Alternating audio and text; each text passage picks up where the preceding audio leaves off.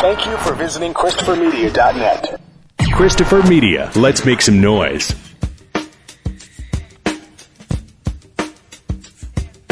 From Asthmacore Studios near Detroit, Michigan. Oh, man. It's the Weedsman Podcast. I have no idea what's going on. And now, You have smoked yourself retarded. here are the Weedsmen. You want to get high? It's 291. I'm Chris. I'm Aaron. Speaking of getting canceled, we should probably change that intro. Before we get canceled. Why? Who's good? Got Dave Chappelle saying the R word in it. Oh, right. It's amazing. Well, We've gotten away for 5 years with no one hitting us up on Twitter going, what the fuck, Weedsman? right. Well, now we've called attention to it. Sorry, I don't know where to start. Kevin Smith doesn't get canceled, right? No, I don't think I've heard anything.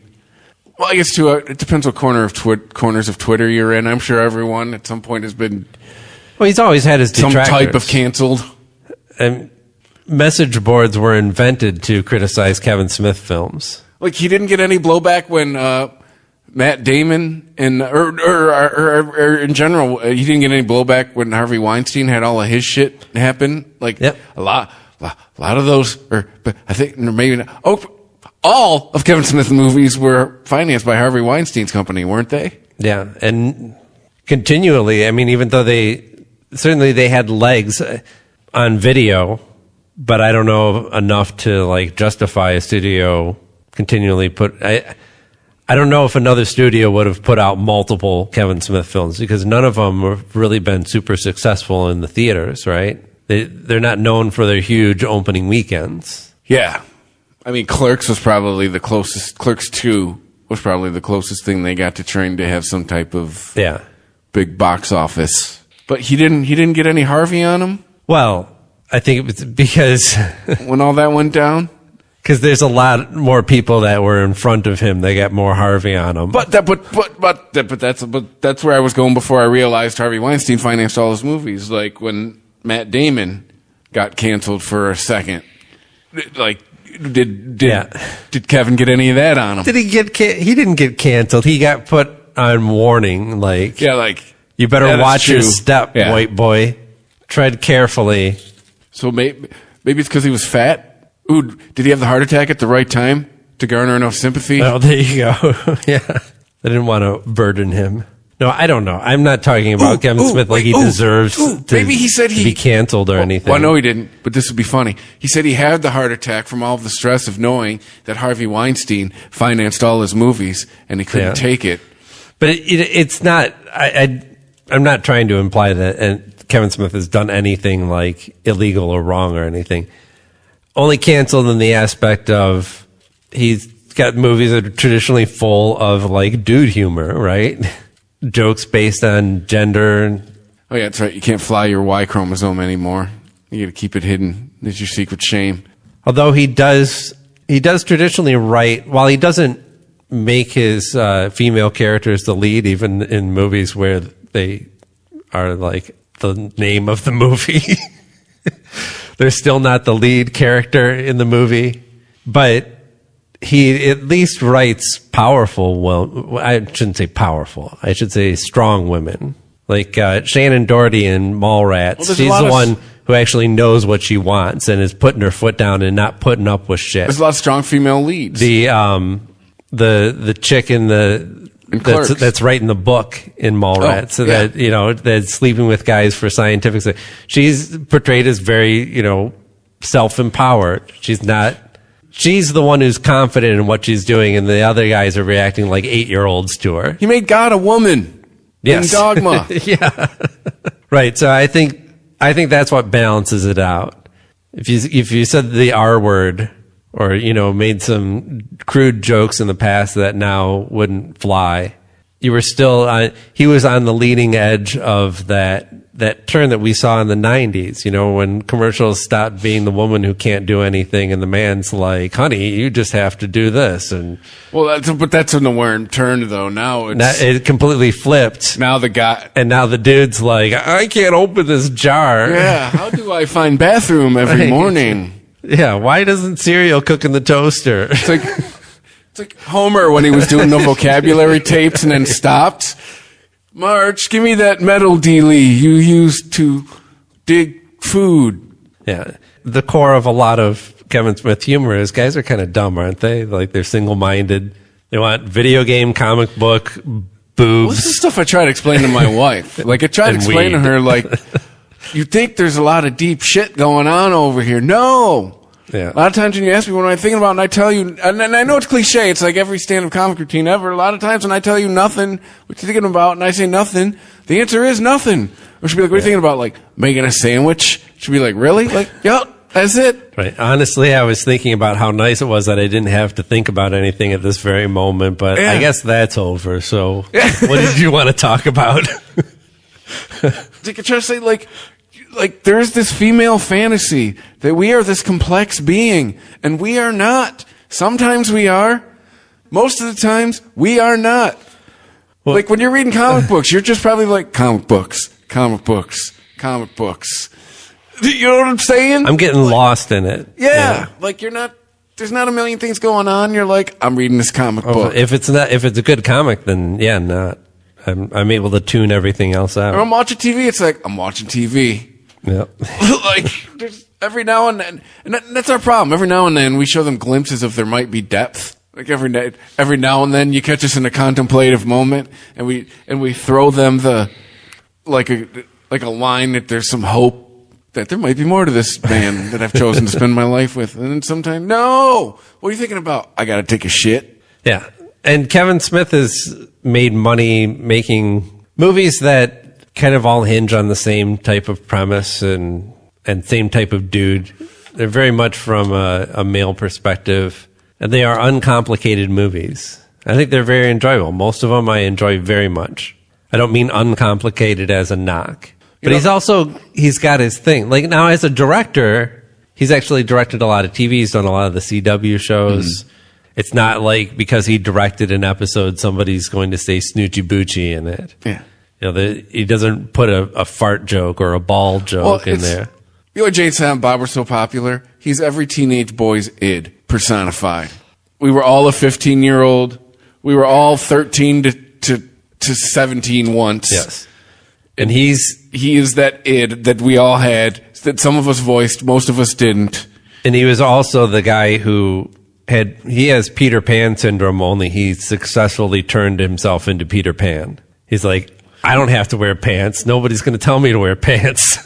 Ready for this? That's why we're professionals, everybody. Weeder Pan. Weeder Pan. That's what he was.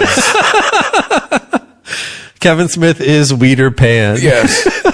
Yes, absolutely. That's why we don't get the big bucks, everybody. So, given that, he might be the perfect person, because I was kind of couching this leading up to his latest project, as we've talked about, is going to be Masters of the Universe.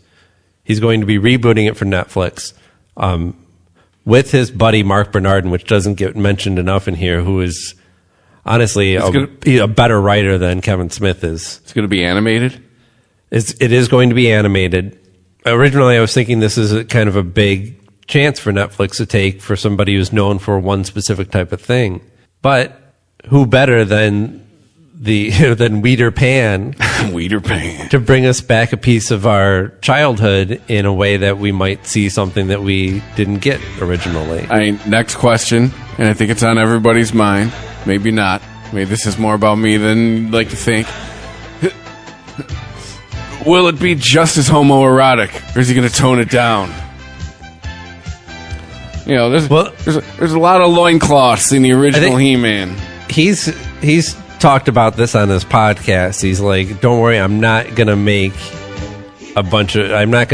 He-Man into a joke, right? A lot of loincloths, a lot of gym hitting. This isn't going to be take an 80s cartoon and cross it with a Kevin Smith movie.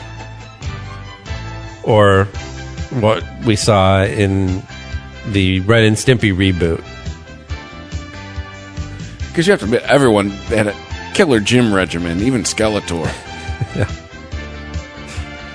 So they released the voice cast for this. That was the big news. Is Danelle Glover in it? Now, this is what, especially for somebody like me, I'm not hardcore. I'll watch good animation, but you really have to have a strong voice cast, or else I'm out. And Mark Hamill is going to be doing the voice of Skeletor. I was hoping you would say that. Thinking about his Joker. Kevin Conroy is going to be, I think maybe he's playing He-Man or Prince Adam, or both. If you don't know, Kevin Conroy has played Batman on the animated series, and also it's him and Mark Hamill getting the band back together. Yes, yeah. Lena Headey is also Sarah Michelle Gellar is going to be in this. She has quietly had a VO career. Yeah, I didn't know that. Yeah. Stephen Root is going to be in it. Even Stephen Root is playing. Dude, if I'm an actor in Hollywood, I'm like, really? Even the voiceover gigs? Come on, man. Yeah, Stephen Root is even just the VO involved gigs. in everything. Can you leave some of the gigs for the rest of us, Stephen Root? Stephen Root is going to be Cringer. Oh, the cat. Cringer the cat, yes. He's going to be like, meow, somebody stole my scratching post, meow. I'm gonna tear this whole place apart. He was reminiscent of Snarf. That character. That was Thundercats, though. Well, Snarf was like cross Cringer with Orko. Yeah, I almost said Oreo. Dude, trust me, He-Man was at the right time for me when I was a kid. This was one of the first things I was into. I had all this shit. Orko is going to be in this, played by Griffin Newman, who I don't know. Henry Rollins as Triclops. Nice. Alicia Silverstone as Queen Marlena. Justin Long as Roboto. Nice. Jason Mewes as Stinkor.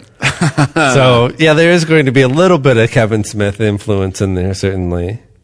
But I don't think Stinkor is going to be doing dances. He's not going to be doing Snoochie Boochie dances. There.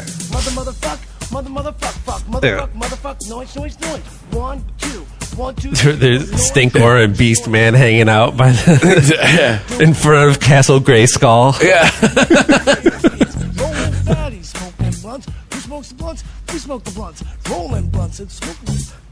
Let me get a nickel bag. $15, little man. Put that shit in my hand. If that money doesn't show, then you owe me, oh. My jungle love, yeah.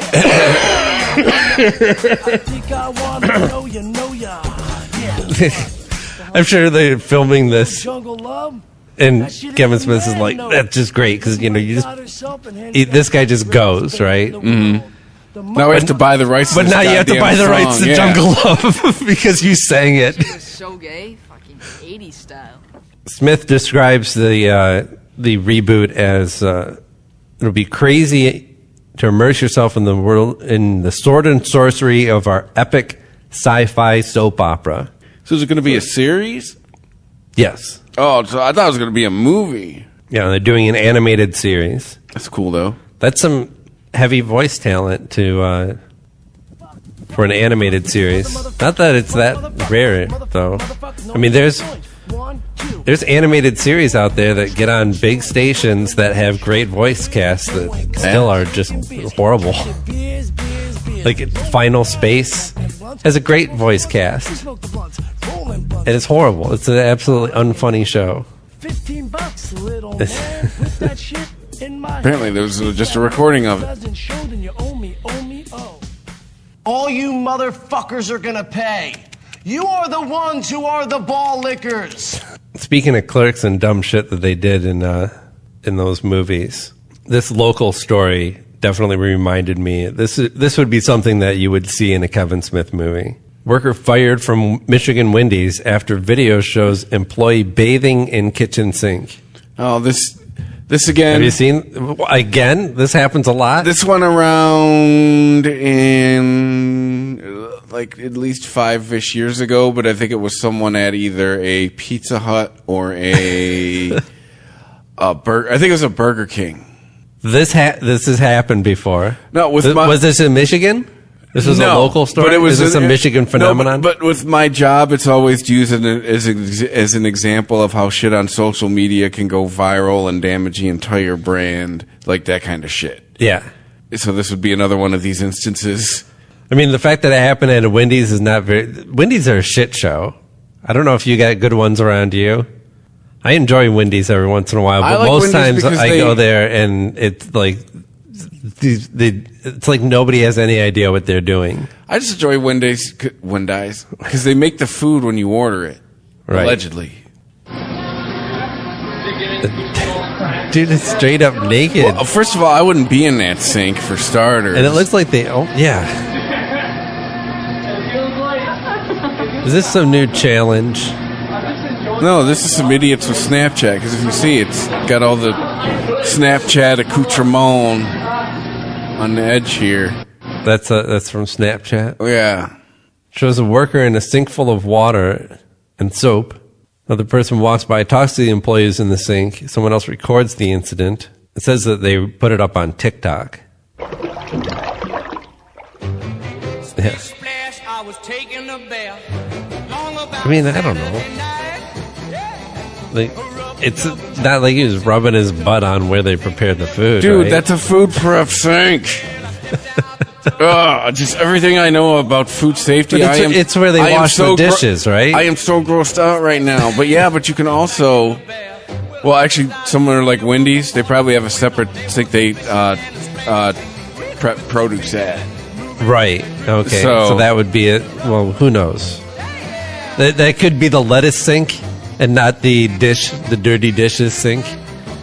What's going to happen? Actually, they don't have dishes per se, but they'd have to wash something. Sales are going to go down at Wendy's for a while, and especially that one.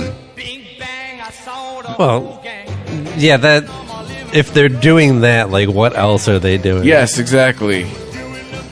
But who amongst us hasn't done some dumb shit working at a fast food restaurant? I have not. Come on. I have not. I swear to God, I have not. In my many years, I have not, man. It's just we didn't have a way to easily record and distribute our behavior. Whatever. This is old man show. This is all Jackass. You were all Jackass. No, I was talking with my wife. Jackass started this shit of essentially recording Exhibit A. And, look at all my friends. Look, like, Jackass started let's record all the dumb shit we do. Jackass started this shit. Well, it's Jackass. While hilarious, Jackass started this. No, Jackass didn't start it because I knew kids in high school that were every bit as dumb and daring. Yeah, but you had to have a rich friend with a video camera. You had to have a means of distribution. Yeah. The closest you might get is on somebody's skate video, and that's where Jackass is coming from. Is there used to be skate videos? These skate companies would put together compilations of their guys, doing tricks, and then they'd also put in all of them fucking up and getting busted up, and fucking around and blowing off steam before and afterwards, and pulling pranks on each other. That's why Bam got involved, because he was already into those. He was already doing all that shit on those skate videos.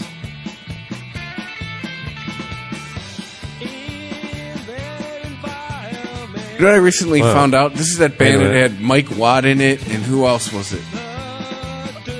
What band was Mike Watt? I was like, wait a minute, there's lyrics to this song? Yeah. Firehose? No. No. What else? What other bands was Mike Watt in? I forget. I can't remember what video it was, but it was a skate video where I first heard, not where I first heard the MC5, but when I first heard an MC5 song that made me go, holy fuck, what is that? It's the Minutemen. Yeah. Oh. Yeah, that was the original. That was originally the band that he was known for. Yes. That's why I said Firehose was his later band, and I thought maybe there was a project after that. No. Wait, so that was the Minutemen? Yes. Oh, I didn't know that. Allegedly. He was also playing bass with the Stooges, but not until their later formation.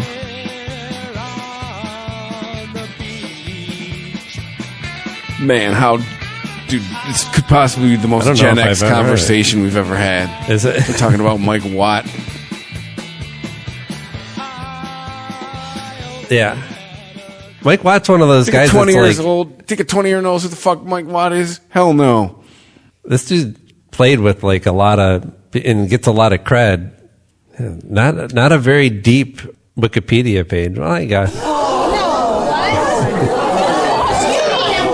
The Weedsman Podcast. ChristopherMedia.net. Welcome to Virtual Meditation with Shiloh. Hello? Today we're working on forgiving ourselves for not knowing the difference between upload and download speeds before getting cable internet. That's oddly specific. Repeat after me. I am not my cable internet. Wait, I don't have cable. I'm not a bad if my video calls, more like video stalls. Hey Shiloh, there's something... I will get AT&T fiber. And I will switch classes until you do. Slow upload speeds? You're not a bad person. You just need better internet. With 20 times faster upload speeds, AT&T Fiber delivers a faster internet experience than cable. Get AT&T Fiber with no annual contract. Limited availability in select areas. Call 1-877-ONLY-ATT. Check eligibility at att.com/getfiber based on combined internet 1000 wired up and download capacity versus major cable providers 1 gig service with uploads of 35 megabits per second. Speeds vary, not guaranteed. Restrictions apply. ChristopherMedia.net. The Weedsman Podcast. Have you chosen a side in the recent seat tilting controversy when it comes to airline travel? Yeah. I paid for that seat. I'm tilting it back. The whole reason this is about is this guy was in the very last row that can't recline. Everybody else can recline. If the person in front of you fully reclines, you just fully recline and everything's fine. You have the same amount of room. Right. I regularly... It's like being at a concert and somebody in the front row stands up and you're like, oh, now we all got to stand up because we can't see over. Oh, to me, this isn't a controversy. Because this doesn't affect every passenger. This is about the people sitting in the very, very back row. So this is like 4 to 6 people a flight tops. This really affects. Apparently, Wendy Williams says the man involved in this should be charged with assault. Was there video of this encounter? The guy who was beaten on the seat was an asshole. So that's what he was doing. He was hitting the seat in front of him because it was tilted back, right? The thing about this story, again, is this is another story where everyone in it is an asshole. The guy beating on the seat is an asshole. The person who was telling on him to the flight attendant True Detective. was an asshole. Right? The flight attendant giving this guy liquor was an asshole. Like, everyone in this story is an asshole. He's got headphones in. Is he playing drums on the seat in front of him? Is that what he was doing? He was listening to Phil Collins. He's just beating on the seat. And then the Delta CEO comes out. This motherfucker, who I bet you don't fly Delta. This is like what a kid does. The Delta CEO comes out and This is what my son does to bother my daughter. But he makes it worse. He comes out and says, you should ask before you recline your seat. No, you shouldn't. No, you shouldn't. No, First of all, when's the last time you flew your own airline? And second of all, no, you shouldn't. Now this is going to lead to when I fly, the person behind me going, you didn't ask me. And I'm going to say, then tell on me. I'm going to end up going viral. What? Because you shouldn't have to ask to. I mean, it's not like you're going outside of the functions of the chair and how it was designed. Yeah, I'm not in your lap. And I mean, because I lost it on an old lady. Tilting your seat isn't a hack. I lost it on an old lady this last flight. Oh, Jesus. Because the flight I got in, I was on a connecting flight. I was one of the last people on the airplane. And I'm behind this lady, and I watch her take her bag and put it in the first class, in open space in the first class overhead, and then keeps walking. Yeah, that's bullshit. What the fuck is that? I had a couple bourbons. So at this point, I'm like, hey, you're not sitting there. And she's like, whoa, what? Turns around like no one's ever said anything to her before. I'm like, you're not sitting there. Yeah. She's like, oh, well, I figured once I got to the back, it was going to be full. I said, it's because of people like you. I'm going to have to walk 10 rows back from where I'm sitting to put my bag up, which I ended up having to do, by the way. Yeah. And it said, no, you don't sit there. Like the space above your seat. How does this make any sense? Like, you have to come to the front to get your shit, but now I have to go to the back to get my shit. Yeah. So you're not getting off the plane any faster because you have to get past me that's now walking back towards you for some reason. I just had to say, like, the space above your seat is for your bag. Like, it's a pretty simple concept. Yeah. It's a 1-to-1 ratio thing. And then she just kind of, like, did the, I don't know, it's crazy, and then just turned around and kept walking. Like, I was like, what are you going to do? I know. And I'm like, and I want to be like, now the one flight attendant when I left was like, hey man, have a good flight, and I understand. And I was like, all right, you got me. But at the same time, I'm like, where are you to go, ma'am? Do you understand? Because, you have the job here. Where are you to go, ma'am? Take your bag back there with you. If there's no room, we will find a spot for it. I'm sure this is a conversation that they've had with their whatever company you're flying with, because I'm sure there's things that they are not allowed to confront a passenger. It's like how it is and with this probably was like in the pick your battles category. It's probably like how it is with cops now, right? How we've heard about cops that are like, I'm not ending up on the news. Right. It's probably now that way with flight attendants. I ain't going viral. So Fuck now it. You can put your bag there. I don't give a shit. Yeah, and now if somebody actually wants to correct that, they're going to have to make up a story like, I just saw him put a bomb in that bag up in first class. Yeah, right. And I swear to God, I almost yanked that bag out and went, here you go. I almost pulled it out of the overhead, but I was like, no, man. I don't have an airplane story, but it does remind me of a similar story. Not quite to get off my lawn, but this is in the category of as you get older, you give less of a fuck about saying shit and possibly embarrassing somebody in public, whether it's your kids or it's a complete stranger. Because I went to the theater recently when I went to see Birds of Prey. I went to use the bathroom afterwards, and where I witnessed a man wash his hands and then walk away from a running sink and leave the bathroom, dried his hands, and then left. Now, this isn't one of those like wave your hands, motion sensor, anything like that. It's traditional pull up a handle. You know what? You know that the memes are getting old? Because we both have the same impulse, right? Same impulse. Do you do this at home? Is this how it runs? Is this how it goes? I immediately gave him a really? Yeah, like. And then followed him out, was like, this guy just walked away from a running faucet. You know, I go through. Just doesn't care. Just flushing good water down the toilet. You know, I go through. There's starving kids in Africa. Can't get clean water. There's flies on their faces. Sally Struthers is distraught. Yes. And here Sarah McLachlan showing that you are the ugly American that everyone thinks that we are, and just pissing good water down the drain because you don't want to get some possible germs back. I do it. It's another litmus test. Like, at least if you're worried about germs, you got an elbow. Right? Yeah. You could hit it with the elbow and just not. Just turn it off. How about that? Just turn it off. Would you do that? Treat it like you treat your own house. How about that one? Have we lost sight of that shit?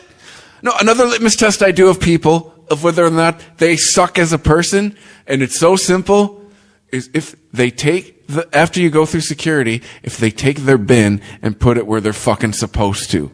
At the end, where you pile up all your bins, because they're like bus tubs from a restaurant, right? The assholes who just walk away and leave their shit, they just leave it there for everything to back. I want to punch those people too. Like, that's to me like, okay, you're a shitty person.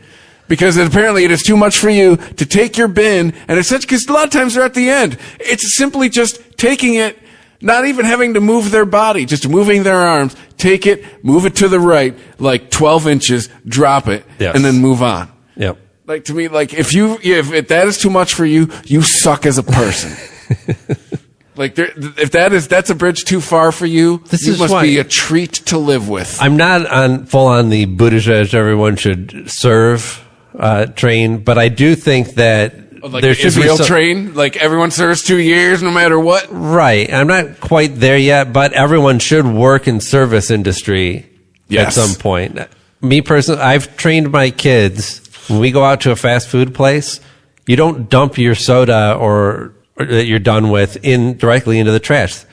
There's a receptacle right there next to it, usually, where you got your drinks with the spillover trough, and you can dump your unused soda and ice in there, and then the empty cup goes in the trash. Yeah.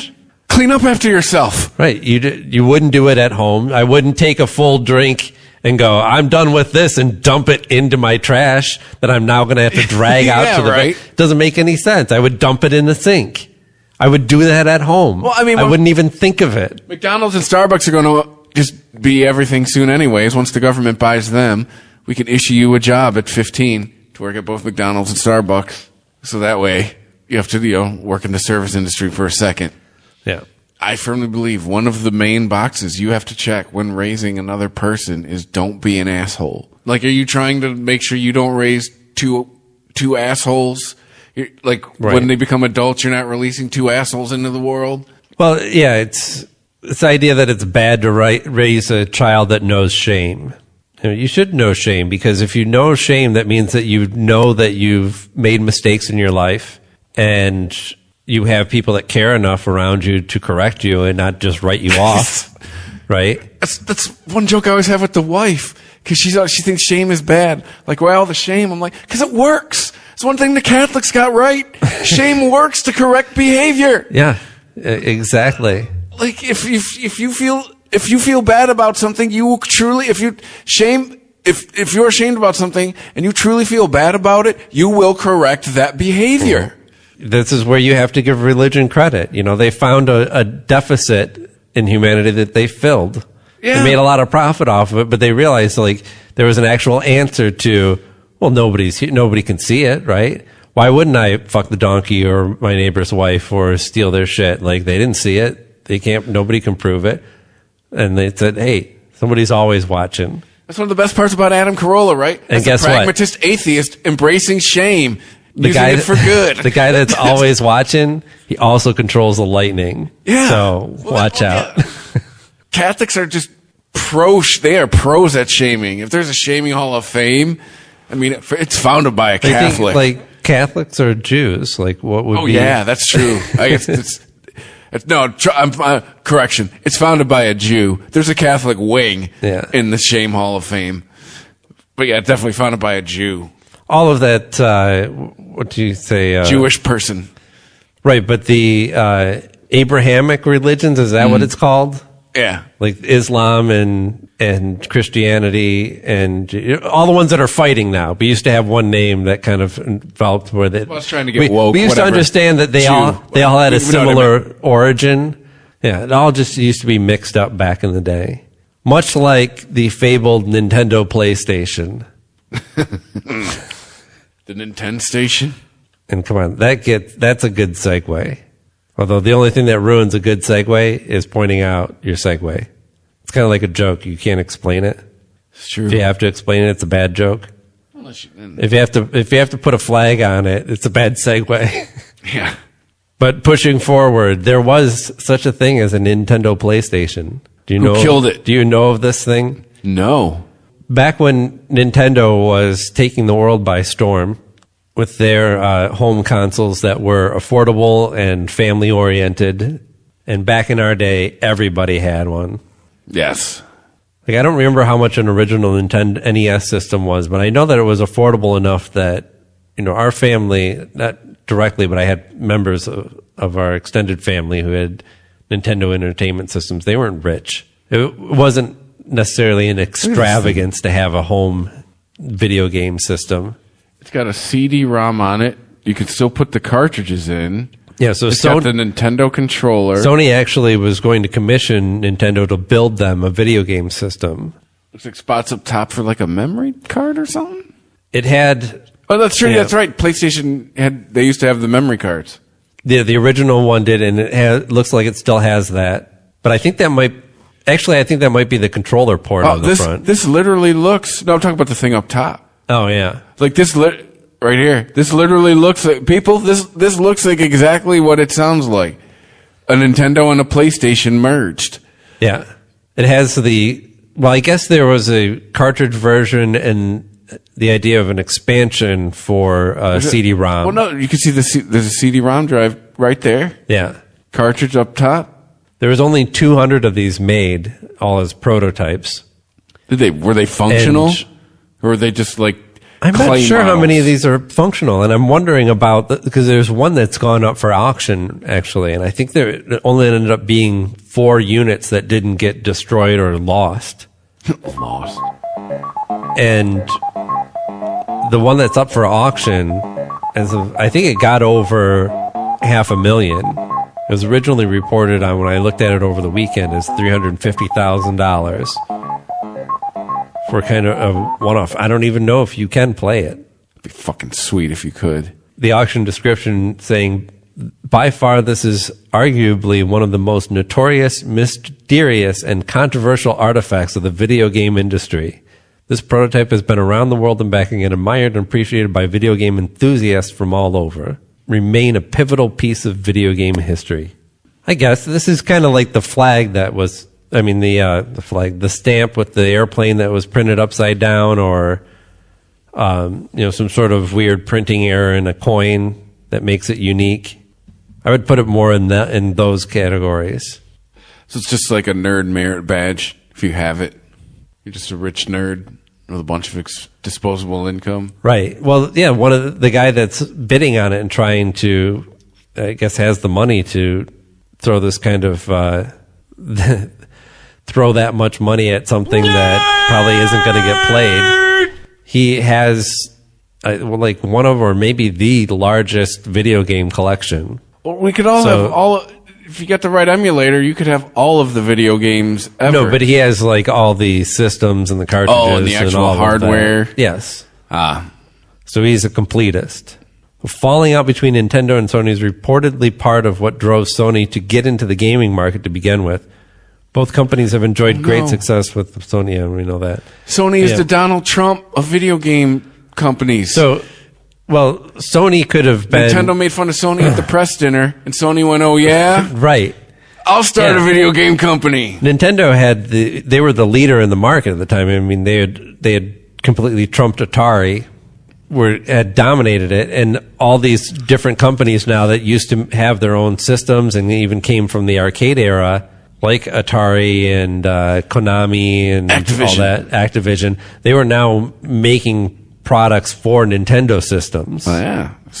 The business went. They weren't making the hardware anymore, designing the systems. They were making... Activision's got light games. Bills. Activision's got engineers they want to pay. So Sony could have just been another one of those. And they saw the advantage of like, well, we can make our own system, but just have these people design it. But yeah, apparently it didn't work out. And they were like, well, they could have just... I'll make my own video game system with blackjack and hookers. Yeah, right. Or maybe greed kicked in and went, why should we split the money with you? Yeah. We can make our own. Yeah, or thanks for prototyping this, but now we'll do the traditional Japanese practice of cloning your technology and making it better. Wasn't it? Well, no, Silicon Valley, wasn't it Chinese? No, yes. Make Chinese Facebook. Yeah. Yep. Chinese Snapchat. But there's also the big difference of how PlayStation marketed themselves. Nintendo always wanted to be family friendly because they wanted the largest market possible. And you're right, in PlayStation. And that is part of their overall brand, is being like the whole family plays together, right? You're right. PlayStation did go with blackjack and hookers, literally. Yes. PlayStation was like, no, there's still dudes that just want to play alone in their underwear and shoot things, right? Check out the whole point of this video game is going to be how many police can you get to chase you, right? But man, by the way, talk about a video game franchise that flamed out quick. They rose quick and they flamed out quick. Was Grand Theft Auto? Oh, it's still pretty popular. I mean, it seemed like. I mean, I remember playing the original, like the PC version, where it was like you had to get it from somebody on a BBS. Oh yeah, the top down view. Yeah. Yeah. And then all of a sudden it hit consoles and it blew up. And it was the hot shit for a minute. And yeah, I guess it's always going to be around. It's a franchise, but I mean, like, it permeated pop culture for a second. Like when Vice City came out in San Andreas, like it was a part of like the zeitgeist for a second. Yeah. But overall, the company's still done really well with their other properties. Yeah, I'm Red sure. Dead Redemption and I'm sure they're on Grand Theft Auto 39 at this point. No, they've been milking 5 for I think a decade now. Oh, really? Yeah. No, because extensions are a thing now, right? Well, yeah, it goes on to Steam. You can play it on your PC. There's some special version that they announced recently that some new game that you can play or some. That's true. I always forget about extensions. A game never has to end now because you could just keep coming out with patches for it. Yes. The Weedsman Podcast. ChristopherMedia.net. For the ones who know that a little late is always too late. and that the clock doesn't stop just because you're missing a part. Grainger offers supplies and solutions for every industry. And our KeepStock inventory management solutions help ensure you have the right stuff in the right place at exactly the right time. Visit Grainger.com/KeepStock to learn more. Grainger, for the ones who get it done. ChristopherMedia.net. The Weedsman Podcast. So, I guess it's as you roll probably what would be the final joint of the evening, we should address the subject at hand. And we talk about what happened in Weed recently since we last recorded. There was, I think this seems to apply to every time we record, but there was another Democratic debate since we last recorded. Pete Buttigieg being a rising star on the Democratic side, and somebody who's getting more traction than people originally thought. Of course, this is from white, older adults that live on the East Coast, so generally a pretty liberal, tolerant crowd. But I'm voting for him in the primary more than likely, since Yang is gone. But marijuana came up as a question that was directed to Pete Buttigieg in particular because he is about to change my vote. He was the mayor of South Bend, Indiana, right? Mm-hmm. South Bend isn't that far. Like you've spent some time out in like Kalamazoo and Grand Rapids area. Yeah. You don't have to travel that far south. That's like Toledo to us in Detroit. Yeah. You could go there in an afternoon. You don't have to make a big deal about it. The stone's throw away, and very similar to the Detroit area and the Kalamazoo, and any really kind of more major Midwestern type of place. It's integrated, but Waze says we could be there in 3 hours and 23 minutes. 3 hours, yeah, that's not bad. It's a little bit longer than it takes to get to Kalamazoo from here. So it was pointed out to him in this question that the arrests of black people for marijuana possession were 4 times higher than that of a white person. It's a claim that Buttigieg disputed during the debate, saying the reality is on my watch, drug arrests were lower than the national average, and specifically to marijuana, lower than Indiana. And then goes on to some platitudes about systematic racism that penetrates every level of our system. Yeah.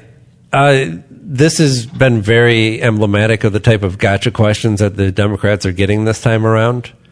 It reminds me a lot of like when they try and get Supreme Court judges to have a stance, whether they have a stance or not on abortion or something like that. Fucking, you know. Did you see Bill Maher this week? 4 times. It does. I mean, it varies across the country, but we've heard a lot of statistics about how unevenly marijuana arrests are applied to minorities in this country, all over the country, and it's generally higher than 4 times. He's probably right on that. That is 4 times good? No, it's not good. Is it better than the national average? Yeah, so he must be doing something right. Did you see Bill Maher this week? Yeah. Can we knock it off with the purity tests, or we're never gonna? Well, yeah. What was the one that was brought up on his show? Well, he just this week. I just like this week how whatever his name is, and Katie Couric Van Jones immediately called him on his rant about Trump not giving up. They're like, they immediately were telling him to calm the fuck down. Like, whoa, hey, easy, buddy.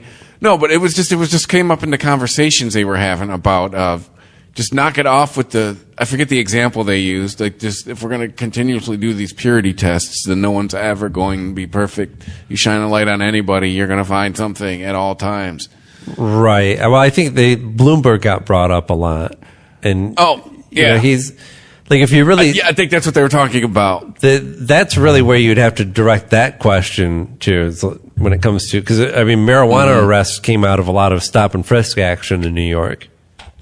And just like Bloomberg's been apologetic now for his involvement in that, and trying to say that he's trying to deny his involvement, actually, saying, oh, this is an inherited program that he tried to phase out, even though the numbers don't show that at all. It shows a dip when he took office, and then it goes right back up. Yeah. Because like any other predecessor probably went, oh, I should do something about this, and then as soon as he got blowback from the number of arrests dropping, in any given area, then those stop and frisk arrests went right back into place.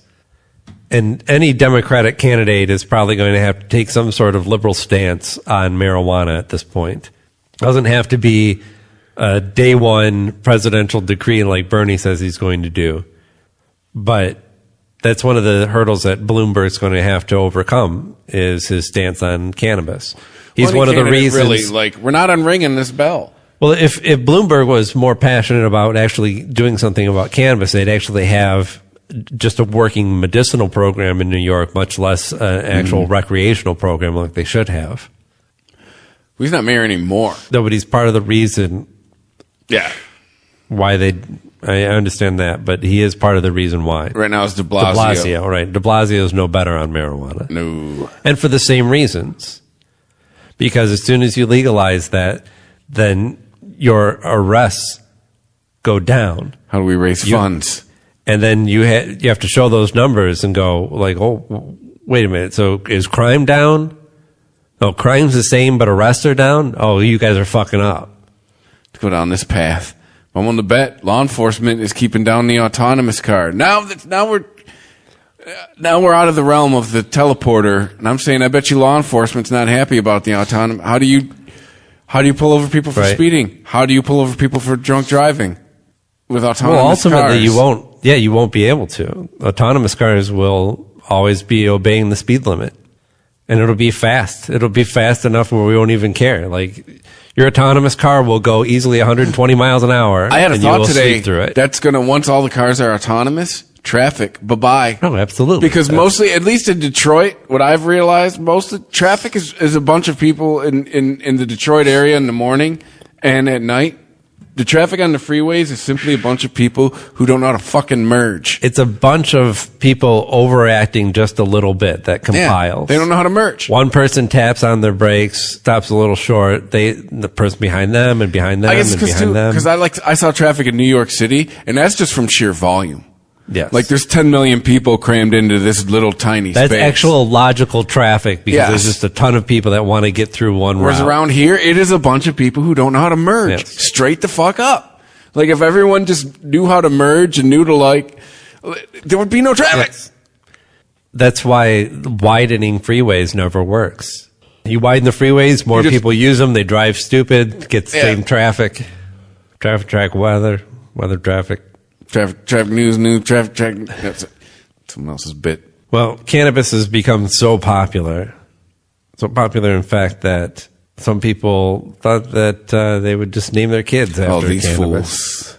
After the two main strains of cannabis, sativa and indica, weed-loving couple, according to Fox News, get more creative than the typical Mary Jane moniker marijuana aficionados have used in the past. Have they? Do a lot of people name their kids Mary Jane? Mary is not even like neither Mary nor Jane are very popular. My mom's Mary Jo. And plus, I think that the popularity of Mary Jane Watson from the Spider-Man comic books, that's true, has eclipsed any weed connotations. When's the last time you heard anyone say, "Hey man, I got this Mary Jane"? Right. Or met somebody and you're like, really? Your name's Mary Jane? And they're like, yeah, my parents were like really into weed. So my brother Zigzag. Yeah. Why do you ask? Bolivian shale? Right. How old are these people? They forget these kids got to go to school. Sativa and indica. I mean, you've doomed one to be lazy for starters. Come on. The other I don't think that's how it works. One's going to get shit done, and the other one's just going to be a lazy sack. Twitter user Fred Lee shared the news that he had become an uncle for the second time and that his brother had chosen to stick with the marijuana theme that he and his partner chose for their first daughter. Oh, yes, my first niece is named Sativa. Excited to announce the birth of his second daughter, and yes, her name is exactly what you think it is. I'm asking this because we're from Detroit, and I think you know where I'm going with this. Are they black? Are these white people or black people? These are good black people names. Yeah, like there's a girl named Indica. It'd be like black, but to me the move says whitey. This seems like a white people thing, but just because of the outrageousness of the names, and we've both probably gone to school with many people who are like that's mom and dad. Right. I would not have gone that direction, but all right. No, I'm with you where you're going with But this seems like pretentious whitey move. Right. Like, we make our own cold brew coffee. Like, these are the people that probably order that coffee made from that shit. Like, remember there's something that eats coffee beans and shits them out, and then you buy that coffee? These seem like these type of white people that would buy that coffee. Yeah, undecided at this point. I know that in the original statement of the daughter being named Sativa in the original post, yeah, which, as Fox News helpfully points out, is a play on the sativa plant, which is known as more of a head high. Thank God you were here, Fox News. Where indica is a body high. Oh my God! It's not a play on sativa. It is sativa. It's not a play on right. it. It's like saying I like wordplay, so I named my car with 2 R's. Well, they did capitalize the T, and so it's sativa. We're back to Might Be Black. I mean, I don't want to say that only a black person would do this, but I think a white person could appropriately be accused of appropriating if they did this. It's true. There's only one letter that white people can capitalize in the middle of a name, and that's M. Maybe D. No. Mean. No, that's right. It would have to precede it. Never mind. Well, no, that's Italians. They get away with the D apostrophe. Right. It would have to be preceded by a D or M. I think maybe you're thinking of the Irish. You get the mix or the max. Right. I don't know. Let's cancel this conversation. Cancel. Cancel. Recently had Valentine's Day, and if you were a stoner, you might have, you don't have to be a stoner. Why did I say stoner? Not a stoner. You just enjoy cannabis, and you want to give it to people as a gift. Plus, you want to have sex. It's Valentine's Day, right? Sure. 2 birds, 1 stone. This person that's reporting for Insider said they ate CBD and THC love beans, in quote, before having sex, and would recommend them to cannabis newbies who want spicier sex lives. You ever heard of alcohol? Take a couple shots. I think cannabis works way better than alcohol for me. Like, alcohol, if I don't know a person and I want to get them in bed, yeah. Cannabis, though, if I already have an established relationship with somebody and I'm going to get it on, I'd much rather have some cannabis than some alcohol. No, I'm with you there. Chocolate beans are fast-acting, means they take effect in about 20 minutes after they're consumed. That's pretty standard for edibles, right? I wouldn't call that fast-acting. You know what's faster? Smoking it, or just about actually any other way to ingest cannabis. Yeah. Digesting it is actually the slowest way, and there's no fast-acting. Too good to dab your love beans, right? Or beads, or whatever. Like, the limitations of ingesting it are constrained by how your stomach works. Right? Well, I guess so you can't make a fast-acting ingestible. The way the way to ingest it and have it fast-acting is to drink it. Yes. As I found out that one time in because Portland. If you're eating it, it's binding to some sort of fat, right? Yeah. And so your body has to break down that bond between the fat and the THC before it can metabolize the THC. But that one time in Portland, it's different. I drank it. That whole bottle was $2.50, and I drank half of it in like 10 minutes. And then I smoked a joint. And I remember that's what I told you. I was in the hotel room going, "It's just weed. It's just weed. It's just weed." Like, I had to get a hold of myself for a second. Like, oh man, you're trying to think of your favorite animal. Well, yeah, I was like, too much. Just know like in 15, 20 minutes you'll be good. But you're like just sitting there in the bed going, too much. Oh man, all right, cool. We're learning this lesson right now. The website for 1906, the brand that makes the Love Bean, says Love uses optimal doses of 5 herbal aphrodisiacs and sense-enhancing cannabis to create the best sex drug in the world. Like, it's chocolate and it's cannabis. I think that's it. Like, you didn't figure out some magical science. Yeah. Like, you didn't. It's just chocolate and weed. It works for a lot of people. Yeah. Right? It's like if you advertise. You're trying to sell it. Right. You don't. It's like advertising liquor, saying we found just the right combination of different types of alcohols, mix them together to erase your memories of the past. I recently at least temporarily. The best alcohol in the world. They should market it as the best alcohol in the world. It's called Screwball. It is peanut butter whiskey. Dude, get the fuck out of here. No, it is so good. I can drink it. Dude, I can't drink whiskey straight. I can drink this shit straight. It is so good. Like alcohol's not supposed to taste great. Like That's what slows you down when you drink it. Like I'm Don fucking Draper. Like, this shit is so delicious. Oh man. If I end up in a 12-step, you're going to know why. But anyway. Researchers, chocolate. Best sex drug ever. It suggests both positive and negative aspects associated with incorporating marijuana into one's sex life. What, is this a decision that people make? Like, hey, honey, can we have a discussion? Sit down. I want to talk. Like, can we incorporate marijuana into our sex lives? This is the Get Off My Lawn show, because people younger than us, they can't just say, I like getting high. I'm starting to come to this conclusion. Generation X at least is like, hey man, there's got to be a reason for it. I like getting high. Feeling good. Life sucks, so I like to get high. That's Generation X. Small study published in March of 2019 found that marijuana helped women have more pleasurable sex and more satisfying orgasms. A quote from the study's author: "It is recognized that marijuana is the hypothalamic pituitary gonadal axis, which controls the sex hormones, interact with each other." Yes, your brain's having a three-way when you smoke marijuana. Whatever it takes for me to do less work. They also say that in a recent study, Americans between 25 and 45 that smoked marijuana had more sex. So I thought they said there was a downside to this as well.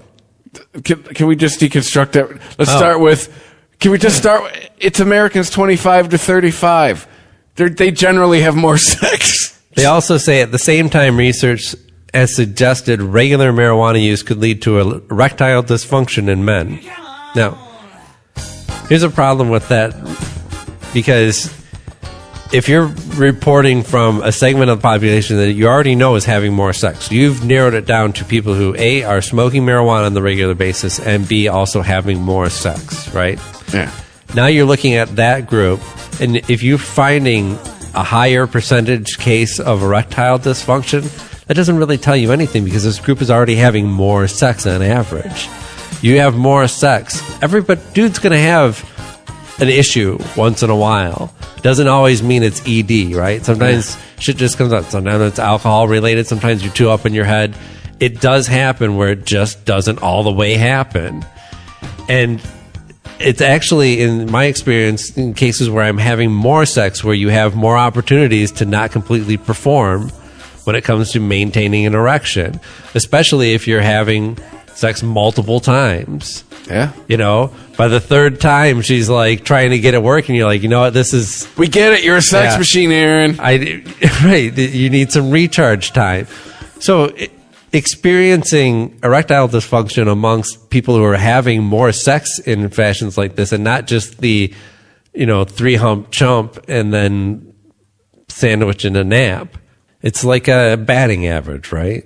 Like if a guy might strike out a lot, but that can't tell you everything, because you don't know how many times he was up to bat and how many runs did he get in to balance that out. Oh, you're getting into sabermetrics. Was that the Moneyball shit? Yes. Yeah. Right, because the guys that were getting the big money had high home run numbers, but home runs, they're just looking at the flashier statistics and not how many runs do they actually get in. It would be your RBI that would be more important than some trying to break a record of home runs. Yes. How many guys does he help get into home plate? Like a sex machine, man. Moving, doing it, Can I count it off? 1, 2, 3, 4. Get up, get on up. How many rap songs? Can we count that high?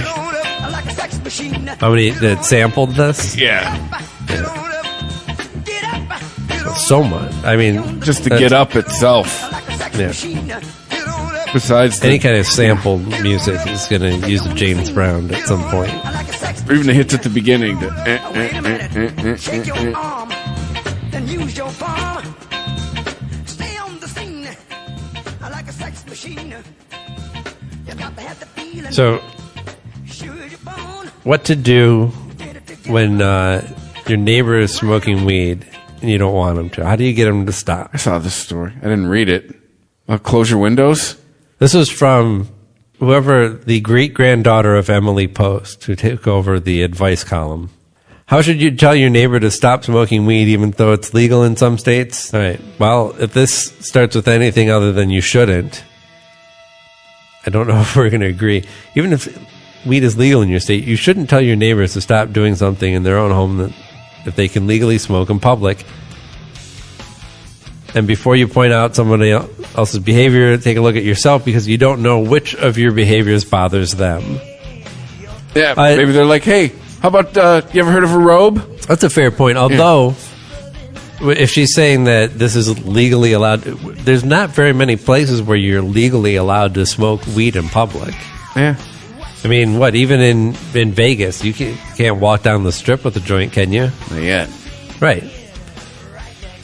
In places where you can have alcohol out on the street, which is rare in most states, you still can't openly smoke weed.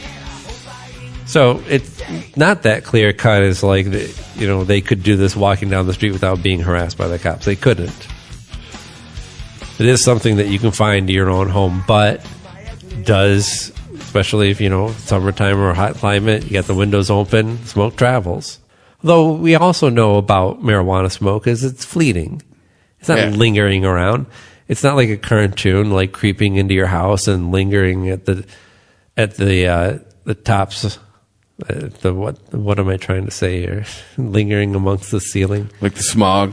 Like it's not ICP talked about. It's not growing a hand and then sticking two fingers up your nostrils and pulling you around. It's not anthropomorphic smoke. It's a fleeting, like, I got a sniff of marijuana, right? And you know what happens when that joint's done or that bowl's done or that bong's done? You don't smell it anymore. A nap? Right. I would almost Grubhub shows up. I would almost feel more sympathetic to those people who live near grows, where it's going to be that, even though it's not the smell of burnt weed, it's still. This is weed all the time. Unburnt weed is even more pungent, and it would be constant. It's a beautiful day in this neighborhood, a beautiful day for a neighbor. Yeah, so just be a good neighbor and mind your own fucking business. Yeah. It's a neighborly day in this beautiful. There are things that you can ask and work around. Neighbor issues can either be really simple to fix, or can lead to long-term grudges. Yeah, thanks for pointing that out. If confrontation isn't your thing and you know your neighbors, try leaving an air filter, a candle, and some snacks for when they get the munchies, with a note saying something like, hey, since we're together. I'm already not doing this, by the way. Yeah, right. Yeah. This is already too much effort. And neither is the person. Nobody's doing this. Hey, I'm really not the type of person to do this. Right? Which is how you should start all notes out of like, this is something that I'm doing, but I'm telling you, I'm not the type of person who is doing this thing that you're witnessing me doing, which is leaving you a note. I'm leaving you a note to tell you I'm not the type of person to leave a note. Which is really an asshole move, right? It's like, your behavior is so egregious, you're making me do things that I don't normally do. I don't normally call people out on their behavior. Thanks for pushing me to the limit, asshole. That's how you should start the note. Also, you're that type of person because you're doing it right now. Yeah. I'm really not the type of person to do this, but the smell of pot is getting into my apartment, and I thought I could help you get started. And I've forgotten how to close my window, so I'm going to write you a note. With a way to diffuse the smell. Right. Or put the air filter in your own window, light the candle yourself, eat the Doritos, and shut the fuck up. Right. Let's make the most of this beautiful day.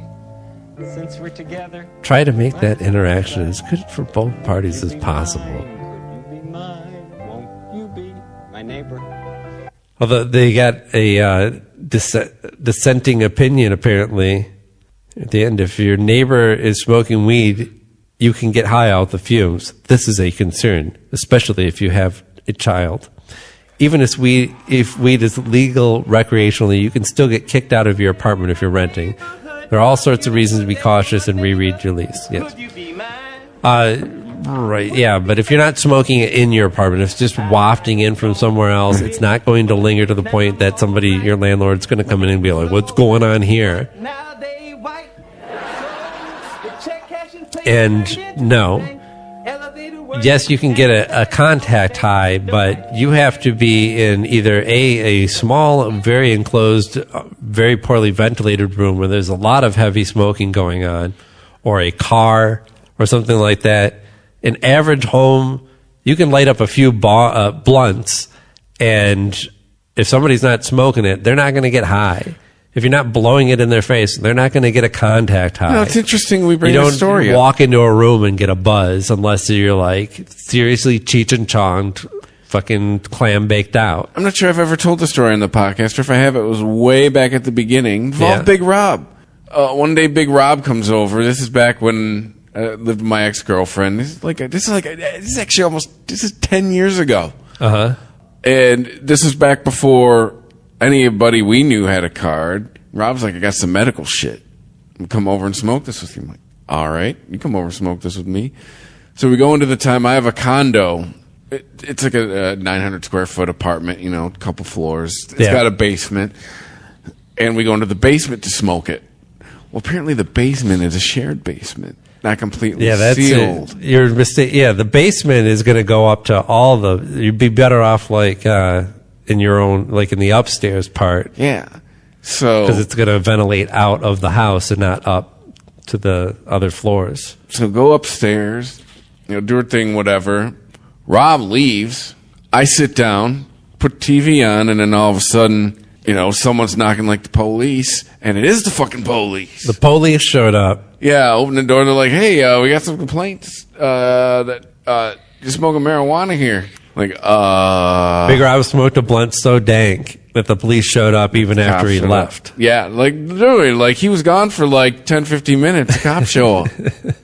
Like, you mind if we come in? And I'm like, like, officer, I'm so glad you're here. You just missed him. This guy broke into my apartment, held me down, made me smoke this blunt with him. Yeah.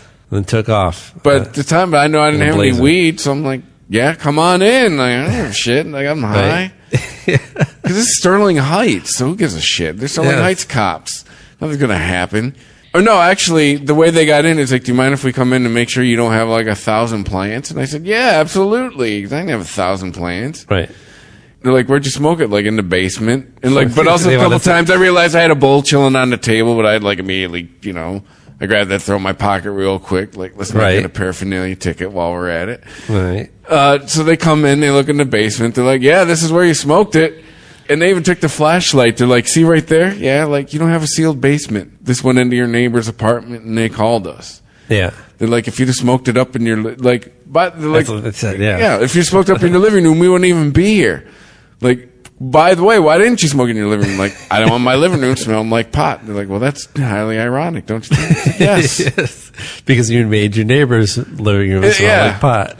They're like, mind if we just go up in your upstairs and make sure you don't have 1,000 plants up there too? I'm like, sure. See, but I think that's reasonable. Like, if I lived in an apartment, all of a sudden, like, the smell of weed was wafting up from a basement from my neighbor. Yeah, I'd make a big deal about that. And then because I wouldn't, if Mike, I don't smoke in front of my kids. I also don't smoke in areas where my kids are going to be. Yeah, it's separate. I have my bedroom that I smoke in, or I can smoke in the basement because my kids don't go into either one. They're afraid of the basement, and they're forbidden from my bedroom. Yeah. So then, we're gonna come back here? Nope. All right. See ya. So you didn't get a ticket even? No. Fucking narc ass neighbors. But look, because all I was doing, it was Saturday night. I was just chilling. All I was doing, because they wouldn't have narked if you smoked it in your living room, though. You made their place smell like smoke. But they're not being narked. But I lived there for like months and had smoked weed in the basement. They could have just said something to you. Yes, that's true. Yeah. They could have left you. This was the first time. A nice little care package with a letter that is like, I'm not the type of person to write a letter. But I'm going to write you a letter. Here's the bag of Doritos and the candle. Yes. But I guess they thought I was a threat. Like, they're like, what are you doing? I'm like, being high, watching TV. Like, I just got home from work. I'm just chilling. Ooh. Fancy.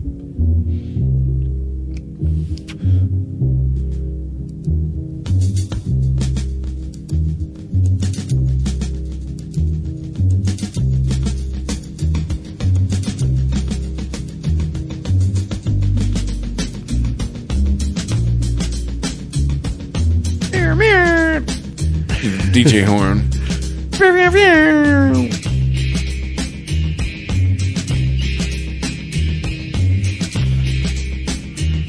And all those buttons over there.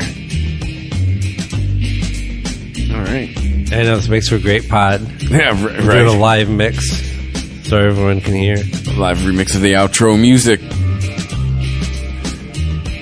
At the Weezen 420 on Twitter, at the Weezen Podcast on Instagram. The Weezen Podcast at ChristopherMedia.net is the email. We are on Spotify. Hello, Spotify people. You are there. You are numerous. Spreaker, Stitcher, iHeartRadio, Apple Podcasts, Google Podcasts, ChristopherMedia.net, all places you can hear. Hey, review us or rate us. Just want to rate. Rating's easy. You just hit 5 stars and you move on with your day. You also drop us a review if you like. There's an Amazon banner at ChristopherMedia.net. There's a PayPal button if you'd like to help us out. Thank you for listening. And stay high. Stay high.